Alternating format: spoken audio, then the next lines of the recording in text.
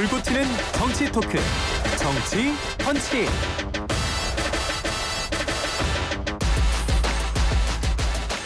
네, 불꽃이 튀는 정치 펀치로 좀 이 추운 날씨가 또 이걸 듣고 계시는 청취자들이 좀 따뜻해지셨으면 좋겠고요. 꽁꽁 얼어붙은 전국도 좀 풀렸으면 좋겠습니다. 오늘은 따뜻한 펀치를 날려주실 두 분 모셨습니다. 자, 정광재 국민의힘 대변인 오셨습니다. 어서 오십시오. 네, 반갑습니다. 정광재입니다. 김영남 전 의원 오셨습니다. 어서 오십시오. 네, 김영남입니다. 예, 제가 따뜻한 펀치라고 말씀드린 건요. 김영남 전 의원께서 핫팩을 들고 오셨습니다. 이 핫팩을 쥐고 날리면 따뜻하게 다가올 것 같습니다. 만난 사람도 좀 따뜻한가요? 그러니까요. 살살. 네, 중요한 건 살살 하셔야 됩니다. 자, 먼저 국회 상황부터 얘기해 보겠습니다. 두 분 또 특히 청년 정치에도 많은 멘트와 또 관심을 해주셨던 분인데 김민전 의원이 이름이 백골단, 반공청년단 이렇게 불리는 분들입니다. 젊은 분들이시고요. 뭐 MZ 세대 이렇게 표현되시는 분들인데 국회 기자회견을 주선했습니다. 이게 국회의원의 주선이 없으면 못 들어가거든요. 그런데 이걸 놓고 지금 여야가 또 여당은 일단 선을 계속 긋고 있습니다만 야당 입장에서는 이걸 도대체 알고 한 거냐. 일단 이거는 김영남 의원부터 먼저 말씀해 주시죠. 모를 수가 있나요, 근데? 김민전 의원이 제가 알기로는 84학번이거든요. 네. 그러니까 80년대 학번은 백골단을 일단은 그 학교 다닐 때 모를 수가 없는 상황이죠. 교문 근처에서 많이들. 그렇죠. 예. 그리고 뭐 조금이라도 관심이 있으면 이른바 반공청년단 이거는 마치 우리가 해방정국 이후의 그 혼란상 그리고 네. 이승만 정부 하에서 있었던 일종의 권력을 등에 업은 정치 깡패 뭐 이거를 모를 수는 없잖아요. 네. 그런 것도 모르면서 그 교수직을 하셨을 리는 만무한 거고. 예. 근데 이렇게 되면 사실은 김민전 의원이 예전 같으면 지금보다 훨씬 당내에서도 질타를 많이 받았을 겁니다. 예. 근데 지금은 국민의힘 내부에서 사고 치는 사람이 워낙 많아서 뭐 원내대표를 비롯해서 이 사람 저 사람 뭐 거의 매일 사고를 치고 있기 때문에 그나마 예전 같으면 당내에서도 어마어마하게 그야말로 정치 펀치를 많이 맞았을 텐데 지금은 조금 덜 맞는 거예요. 정치 펀치를 덜 맞았다. 선을 긋기는 하셨어요. 김민전 의원도. 그러니까 여야가 공방을 벌이는 건 전혀 아닙니다. 네. 우리 야당에서 주장하는 거 이상으로 네. 당내에서도 김민전 의원의 행태에 대해서 비판적인 의견을 주시는 분들이 네. 많이 있어요. 사실 저도 그렇습니다. 네. 그러면 백골단 모를 수가 있나요? 이렇게 말씀하셨는데 네. 진짜 모르셨나 봐요. 설마요. 대학을 다녔는데. 근데 저도 제가 90년대 중반인데 네. 청바지 청카바 입고 그 무섭죠. 하얀 네. 헬멧 쓴 사람을 볼 수 있었거든요. 90년대 예. 중반까지도. 그런데 1980년대 대학을 다니신 분이 백골단을 몰라서 이 반공청년단의 기자회견을 주선했다는 것 자체가 굉장히 놀랍습니다. 알겠습니다. 당이 뭐 우리 당이 스펙트럼이 뭐 넓다 이런 얘기를 했는데 그거보다는 예. 이건 뭐 너무 나간 거고요. 예. 김민전 의원이 이 기자회견을 철회했다 그러는데 철회할 게 아니라 사과해야 되는 거라고 생각합니다. 저는. 아니 이미 한 기자회견을 어떻게 철회하죠?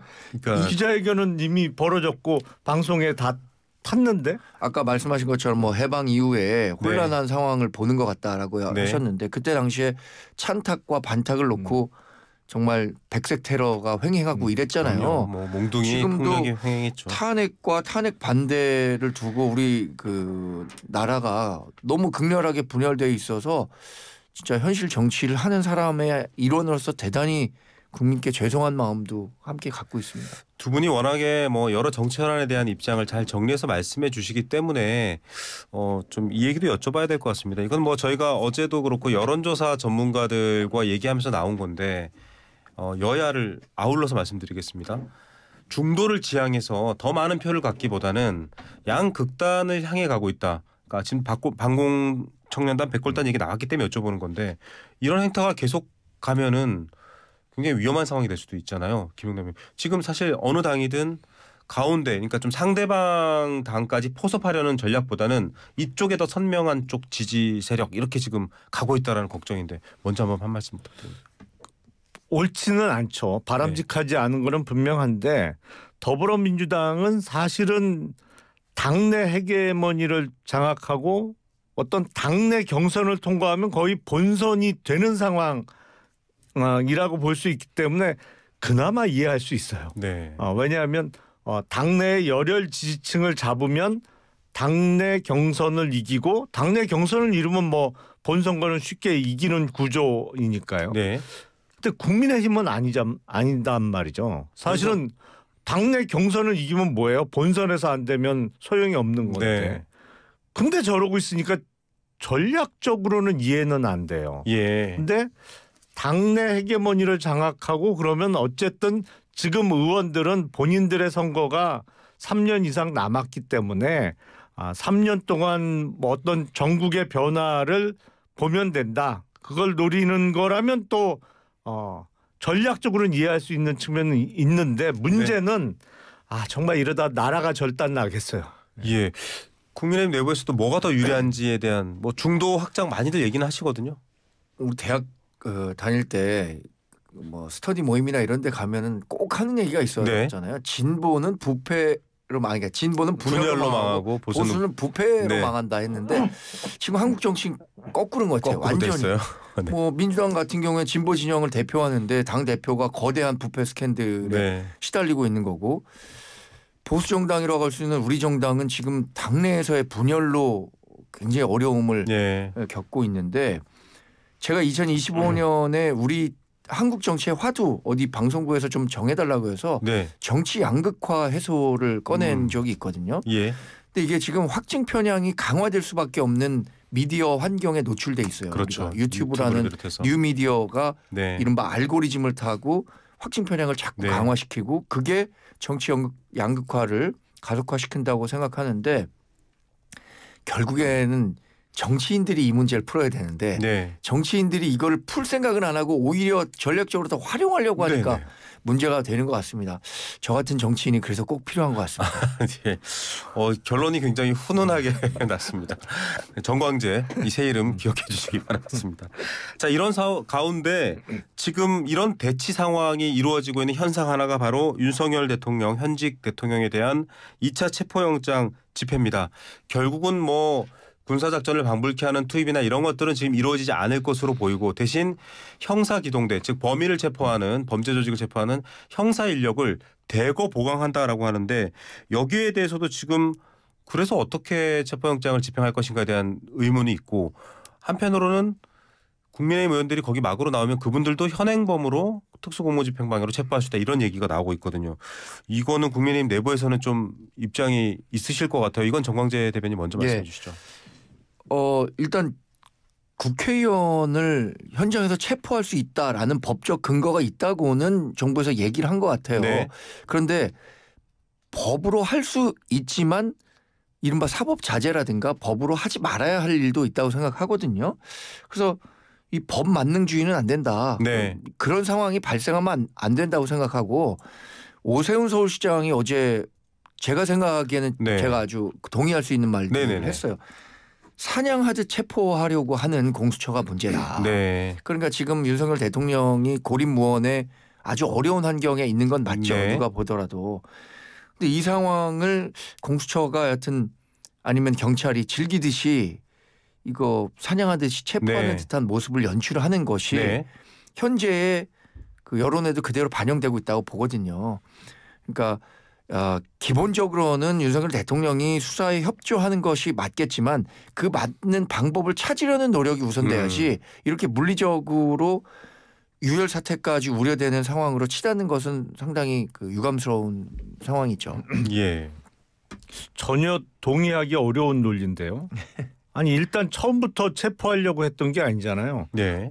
소환을 했잖아요. 나와서 조사받으라. 당연히 조사받아야죠. 지금 범죄 혐의가 있고 뚜렷한데요. 그리고 그것도 범죄 혐의가 뭐 경미한 범죄도 아니고 내란 수괴 혐의로 조사받으라고 3번이나 소환을 했는데 거부했고 네. 1차 체포영장도 물리력으로 사실상 막았어요. 예. 오히려 물리력을 먼저 썼죠. 근데 지금 뭐 차벽도 치고 철조망도 치고 해놨는데 이 행태가 뭐냐면 대통령으로 있으면서 왜 노조하고 이른바 전쟁을 벌였잖아요. 그러면서 노조의 행태를 조폭 같다라고 네. 비난을 했는데 이른바 이게 옥새 파업하는 거거든요. 지금. 예. 옥새 파업이라는 게 생산 기지 공장을 걸어 잠그고 거기를 이제 군사 기지화처럼 막죠. 정문도 네. 막고 들어올 수 있는 걸 막으면서 이제 생산 시설을 노동조합원들이 점거를 하고 외부에서 네. 전혀 들어올 수 없게 막으면서 하는 건 이제 옥새 파업이라고 하는데 딱 행태가 그렇단 말이에요. 예. 아니 본인 입으로 조폭이나 하는 짓이라고 그렇게 비난을 해놓고 지금 본인이 똑같은 일을 하고 있는 거예요. 예. 그것도 정당한 수사기관의 소환에 불응하면서 아니 이거를 뭐 누가 즐겨요 이 상황을. 예. 사실 즐기는 사람은 그 안에서 지금도 그 넓은 관저에서 호의호식하는 사람은 즐기고 있을지 모르나 그 외에는 즐기고 있는 사람이 어느 누구도 없습니다. 저도 기본적으로는 윤석열 대통령이 수사에 왜 이렇게 비협조적으로 나오고 있는지에 대한 문제의식 갖고 있습니다. 전직 대통령들은 소환할 때 경호 조치를 다 하고 소환을 그러니까 나오신 경우들이 있으니까요. 근데 전직 대통령도 박근혜 전 대통령 같은 경우도 탄핵이 인용된 다음에 검찰 그렇죠. 수사에 응했었던 거거든요. 네. 근데 이번 사안은 그거와는 좀 다르기 때문에 내란 내란죄와 혐의, 관련해서 소추가 돼서 진행되는 거고 여하튼 이 문제에 대한 키는 윤석열 대통령이 쥐고 있을 수밖에 없거든요. 네. 앞으로 2차 집행이 됐을 때 공수처가 지금 명운을 다해서 뭐 불퇴전의 각오로 체포영장 집행을 하겠다는 거잖아요. 이런 상황에서 경호처마저 같은 생각으로 충돌한다면 사회적 그 갈등이 폭발하는 양상으로 갈 수 있어서 네. 대통령으로서의 마지막 책무는 이런 사법 절차 체계 내에서 이 수사에 협조 응하는 것이라고 생각합니다. 개인적으로. 스스로 당당하게 국민들에게 인정받고 걸어 나오는 방안 이 얘기가 좀 두 분의 공통점이기도 했는데 사실관계를 네. 조금 바라잡아야 될 게 있는데 네. 박근혜 대통령도 현직 대통령 시절에 당시 서울중앙지검에 출석해서 조사를 받았어요. 네. 구속은 탄핵 결정이 된 이후에 네네. 구속이 됐지만 그래서 우리가 조사는 한 차례 받았었습니다. 네. 그때 그래서 네 맞아요. 대통령의 불소추 특권이 우리 헌법에 규정되어 있지만 기소는 안 당하더라도 조사는 받을 수 있다는 선례가 그때 만들어졌었거든요. 예, 알겠습니다. 그리고 저희 청취자분들 중에서 법적 지식이 많지 않으신 분들은 어려워하는 얘기입니다. 양분남 의원도 고검장 출신에서 여쭤봤었는데 중앙지법이냐 서울지법이냐를 놓고 계속 부딪히고 있습니다. 지금 윤상현 국민의힘 의원이 공수처 중앙지법에 청구했다가 기각당해서 서부지법에 한 거 아니야? 이렇게 물었더니 오동훈 공수장은 아니다. 서부지법에 처음 얘기했다는데 왜 중앙지법 서부지법을 놓고 싸우나요? 이건 김용남 의원부터 먼저 말씀해 주셔야 될 것 같습니다. 글쎄 일단 그 서울중앙지법이 관할권을 갖는 사건이 아닙니다. 오히려 관할권은 크게 보면 두 가지거든요. 네. 범죄지 관할 네. 그리고 피의자 주거지 관할권이 네. 있는데 피의자 주거지 관할은 서울 서부지법이 갖고 있죠. 왜냐하면 용산구 한남동이 서부지법 네. 관할이니까. 그리고 범죄지를 따져보아도 주로 범죄지 범행이 이루어진 곳은 용산에 있는 대통령실 아니면 그 옆에 있는 대통령 관저에서 주로 비상계엄 네. 행위가 이루어졌기 때문에 범죄지 관할이라는 측면에서 봐도 역시 서울 서부지법이 맞아요. 근데 왜 윤석열은 중앙지법 혹은 대통령 변호인도 중앙지법에 가라라고 얘기를 글쎄 모르겠어요. 저는 무슨 근거로 그렇게 얘기를 하는지. 근데 다만 공수처가 그동안 주로 서울중앙지법에서 영장을 받아왔다는 그 이유 하나밖에 없는 것 같아요. 묵직한 정치적 사건을 다뤘기 때문인가요? 아니 그런데 공수처법에 따르면은 공수처의 관할 법원은 서울중앙지법이라고 규정돼 있다고 하는데 그래서 지금까지 서울중앙지법원에서만 앞에 이렇게 진행됐었던 네. 걸로 알고 있거든요. 공수처법에 관할 법원은 서울중앙지법으로 한다라고 규정돼 있다는 예. 거예요. 근데 이거는 체포영장이잖아요. 네. 그러니까 글쎄요. 체포영장은 보통은 피의자 주거지 관할 법원에서 받는 경우가 대부분이거든요. 원래는 그게 맞습니다. 주거지 관할에서 받는 게. 그러니까 원래는 공수처법에 서울중앙지법으로 돼 있는데 네. 단서 조항에 따르면 재량에 따라서 그렇다고 형사소송법에 의해 관할법원에 네. 청구할 수도 아니 있다는 그러니까 건데 형소법에 따른 관할은 누가 봐도 서울 서부지법이 범죄지를 봐도 그렇고 피의자 주거지를 봐도 네. 그렇고 서울 서부지법이 맞아요. 근데 지금 윤석열 대통령 그 의원이 문제 네. 제기하고 있는 건 단서 조항에 의해서 서울지방법원에 서부지방법원에 네. 할 게 아니라 서울중앙지법에 원래 했어야 된다. 네. 근데 서울중앙지법에 한 차례 시도를 해보니 그게 구속영장이 발부가 체포영장이 발부가 안 되니 서울 서부지방법원으로 간 것 아니냐라는 의혹을 제기한 네. 거고 여기에 대해서 그게 아니다라고 얘기를 했는데 윤상현 의원도 이 의혹을 제기한 뭐 소스가 있을 겁니다. 예. 그렇다면 그거 공개하고 처음에 그렇게 한번 질의를 하니까 법원에서 그거 확인해 줄 수 없다라고 답을 예. 한 거예요. 아니다라고 얘기했으면은 의혹이 해소됐을 수도 있을 것 같아요. 처음에. 근데 확인해 줄 수 없다는 말 자체가 마치 모종의 다른 일이 있었다라고 생각해 볼 수 있는 거죠. 그래서 네. 이거는 양측이 모두 본인들이 갖고 있는 의혹 제기의 소스 그리고 예. 오동훈 공수처장은 어떤 근거로 그런 적이 없다라고 얘기했는지 밝혀야 될 사안이라고 생각합니다. 그런데 오동훈 공수처장이 그런 일이 없다라고 얘기를 했잖아요. 예. 맞지 않을까요? 만약에 그거를 거짓말했다고 하면 공수처장이 물러나야 될 것 같은데. 아니, 그게 대국민- 거짓말이라면 네. 공수처 검사들이 구속 기소될 수도 있는 사안이라고 하더라고요. 네. 그게 어떤 사유로 구속이 아니 될 제가 수가 있죠? 오늘 기사에서 확인했습니다. 네. 기사들은 많은데 납득은 안 되는데. 검증해서 저희도 네. 한번 보도록 하겠습니다. 뭐 앞서 양분남 의원 오셨을 때는 공수처 검사들이 이른바 비정규직인 것도 저희는 처음 이 프로그램에서 알았습니다. 3년 계약직이죠. 예, 3년 계약직 형태로 돼 있다. 알겠습니다. 이런 상황들이고 야당에서도 국수본 지금 이제 윤석열 대통령이 내란 혐의 수사를 주도하고 있는 기관인데 이상식 의원이 메신저 역할을 했다라는 내용을 썼다가 국민의힘 입장에서는 이것 봐라 이런 식으로 지금 좀 반응할 수 있는 얘기가 됐거든요. 요거는 정광대 의원님 먼저 얘기하시고. 네. 어제 그 이상식 의원이 기자회견 돌연 취소했잖아요. 네네. 20분 앞두고 저는 아버지 이재명 대표가 지시를 내린 것 같습니다. 그 괜히 기자회견 해갖고 문제 네. 더 키우지 말아라. 네네. 지금 조금만 버티면 그냥 지나갈 문제인데 이 의원이 예를 들어서 기자회견을 통해서 본인의 얘기를 더 할수록 네. 문제만 더 커질 수 있다라고 네. 하지 않았을까 네. 개인적으로 추측해봤습니다. 뭐 이거는 뭐 개인적인 추측이니까. 예. 근데 그 이상식 의원이 한 거는 충분히 문제의 소지가 있다고 생각해요. 창안이 위원이어도 일단은 메신저가 됐다고 했는데 네. 메신저로서 그러면 누구랑 어떤 메시지를 갖고 논의를 했고 그것이 수사의 방향 어떤 가이드라인을 국가수사본부에 줬었던 것은 아닌가라는 부분 당연히 문제 제기할 수 있다고 생각하고 이게 우리가 법적 조치를 한번 한다 그랬잖아요. 그럼 그 절차에 따라서 정말로 이상식 의원의 영향력이 행사된 것은 없었는지에 대해서 철저히 따져봐야 된다고 생각합니다. 네. 뭐 정치인이 이 상황에서 자기 장사하다가 사고 친 거죠.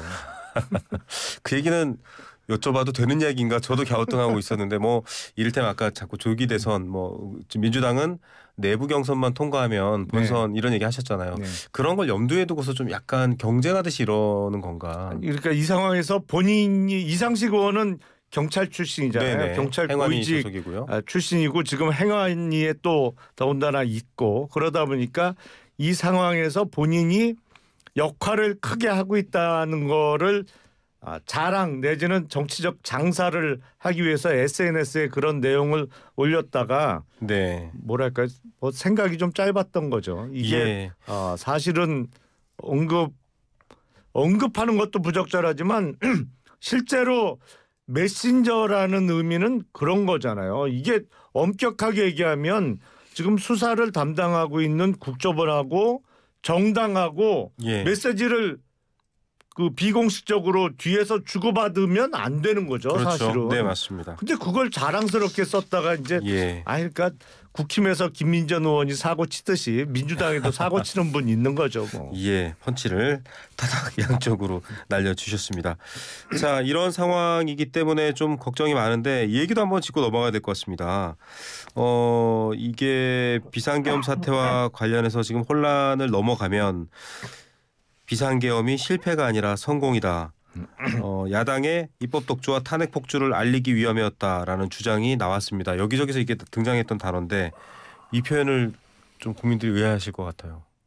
한마디로 궤변이죠. 네. 그리고 이게 지금 불법적인 비상계엄 선포로 인해서 피해를 보고 있는 국민이 얼마나 많은지를 모르고 하는 소리예요. 네. 이 정말 상황 파악 제대로 못하는 얘기거든요. 예. 이것 때문에 지금 한국에 투자하려고 했던 돈들은 지금 전부 스탑돼 있습니다. 예. 그리고 한국을 방문하기로 했던 바이어들도 비상계엄 선포 직후에 다 취소했어요. 예. 이게 비상계엄이 영어로는 마샬로잖아요. 예, 마샬로. 전시 법령이 선포된 거잖아요. 네. 외국 사람들은 그 외국에 있는 그 뉴스나 뭐 이런 거를 접한 사람들은 당연히 처음에 갖는 인식은 한국에서 전쟁이 터졌구나라고 네. 인식할 수밖에 없는 거고 전쟁 터진 나라에 갈 수는 없잖아요. 예. 위험을 무릅쓰고. 그러니까 어마어마하게 지금 사업을 하는 분도 손해를 알겠습니다. 엄청 보고 있고 그리고 소상공인 지금 장사도 네. 안 돼요. 자영업자들 힘들죠. 근데 무슨 뭐 폭주를 알리기 위해서 비상계엄을 선포했다는 정말 죄송스럽습니다. 방송 중이라 네. 표현은 삼가해야 되겠지만 오늘 핫팩을 쥐고 따뜻한 펀치만 옆에 있으면 날리시기로. 진짜 한번 네. 펀치가 나갈 것 알겠습니다. 같아요. 아니 근데 어쨌든 비상계엄의 근거로 삼았던 야당의 폭주라든지 입법 독주 문제를 낸 거다 결국 이 주장은 땅만 보지 마시고요. 네. 저는 뭐 국민들께서 네. 이 메시지를 어떻게 읽으셨을까? 네. 그 안에 답이 있다고 생각합니다. 제가 네. 뭐 주관적 판단 말씀드리는 게 아니라 알겠습니다. 야당의 폭주를 알리기 위해서였다면 다른 네. 비상한 조치들이 더 있었을 거라고 생각합니다. 네. 알겠습니다. 이 부분은 뭐 계엄 말고도 여러 번 입장을 말씀해 주셔서 저희가 넘어가겠고요. 이런 가운데 뭐 앞서 김영남 전 의원께서 자주 언급하셨던 조기 대선 관련된 얘기 하나 더 마무리하겠습니다. 한동훈 대표 카페 사진도 그렇고 시작2라는 단체 단톡 뭐 소통방도 있고 지금 뭔가 국민의힘이 답보 상태에 있는 부분에 대한 돌파구가 될 수 있을까라는 기대감도 있는 것 같은데 이어서 정광재 대변인 말씀해 주시죠. 최근에 카페 사진이 목격된 것을 두고 네. 어떤 사람들이 이 목격담 정치가 시작됐다라고 하는데 네. 이 목격담 정치라는 것은 한동훈 대표가 의도한 건 아닌데도 네. 한동훈 대표에게만 유독 그 수식어가 따라 붙는 것 같아요. 근데 그 원인은 이런 게 있는 것 같습니다. 약간이 아니죠. 팬덤이 있는 분은 네. 뭘 하더라도 그게 그 커뮤니티 내에서 화제가 되니까 또 한동훈 대표가 한 20일 정도 이 대중에게서 멀어져 있다 보니까 네. 자연스럽게 된 것 같고 시작2라는 텔레그램 방이 생겼다는 걸 저도 보도로 봤습니다. 네네. 네, 지금 당내에 뭐 말씀하신 것처럼 활로를 찾지 못하고 있다. 어쨌든 국민에게 좀 선택권을 넓힐 필요는 있다고 생각이 네. 들거든요. 그러니까 뜻을 같이 하는 의원들이 뭐 텔레그램을 만든 것 같고 저보고 거기 포함되어 있냐고 물어보는데 이 네. 원내 의원분들이라 예, 제가 의원 포함되어 있지 16분이 주축입니다. 않습니다. 예. 뭐 개인적으로 뭐 소통은 가끔 하고 있는데 네네. 언젠가 뭐 한동훈 전 대표의 정치적인 역할에 대해 예. 국민들께서 소구하는 바가 있을 거고 그렇다면 정치는 저는 뭐 국민들이 원하는 경우에는 당연한 선택지로서의 역할을 해야 된다고 생각합니다. 물러난 당대표와 현직 의원 16분의 소통방 어떤 의미가 있다고 보십니까? 사실은 현역 의원 16명이면 작은 숫자가 네. 결코 아니거든요. 네네. 일종의 정치세를 분명히 형성하고 있는 것이죠. 그리고 예. 지금 비상계엄 선포 이후에 대통령 탄핵에는 반대한다고 하면서 조기 대선 출마를 사실상 선언한 뭐 그런 앞뒤가 안 맞는 그리고 아니면 탄핵에 대해서 어정쩡한 태도를 보이고 있는 상당수의 국민의힘 중진 정치인보다는 한동훈 전 대표가 훨씬 입장이 선명하고 나은 상태라고 보여요. 네. 근데 국민의힘이 점점 분위기가 이상하게 변하고 있어서 예를 예. 들어서 뭐 한남동 관저에 윤석열 수호 집회에 44명이 참가한다든지 현역 의원들만 해도 뭐 점점 이상해지고 있어서 한동훈 전 대표가 과연 당내 경선이라는 큰 허들을 넘을 수 있을까? 뭐 그건 잘 모르겠습니다. 예, 그러면 또 개혁신당 안의 얘기도 조금 여쭤보겠습니다. 이준석 의원 대권 도전을 명시화하고 움직이고 있는데 조원진 우리공화당 대표, 이 박근혜 대통령과 또 보수 쪽 입장을 대변하신다고 하시는 분인데 이분이 이준석 의원과 정청래 의원 얼굴이 자꾸 겹쳐 보인다. 비슷한 것 같고 출마 못한다. 이렇게 얘기를 하면서 좀 깎아내리는 어떤 취지의 발언을 했거든요. 어떻게 보십니까? 글쎄요. 출마를 못한다는 이유는 뭔가요? 잘 이해는 안 되는데 네. 지금 개혁신당에 뭐 대선 출마를 언급하는 유일한 네. 정치인이기 때문에 당내에서는 뭐 출마를 못할 이유는 없을 것 같은데 다만 지금 허은하 대표와의 그 문제를 갈등은 네. 글쎄요. 정확하게 한 3, 4년 전의 상황하고 딱 정확하게 180도 바뀐 거죠. 예. 당시는 이준석 의원이 당대표를 네. 하고 있었고 윤석열 대선 후보 측과 알겠습니다. 갈등이 있다가 당대표 네. 측에서 이제 축출이 됐는데 지금 상황은 정확히 네. 정반대입니다. 한 15초, 10초 있습니다. 뭐 같은 상황이라고 봅니다. 네. 3, 4년 전에 이준석 대표가 곤혹을 치렀잖아요. 네. 윤석열 대통령 네. 측으로부터. 지금은 본인이 윤석열 대통령의 역할을 하고 있다는 점에서 참 정치가 알겠습니다. 돌고 돈다.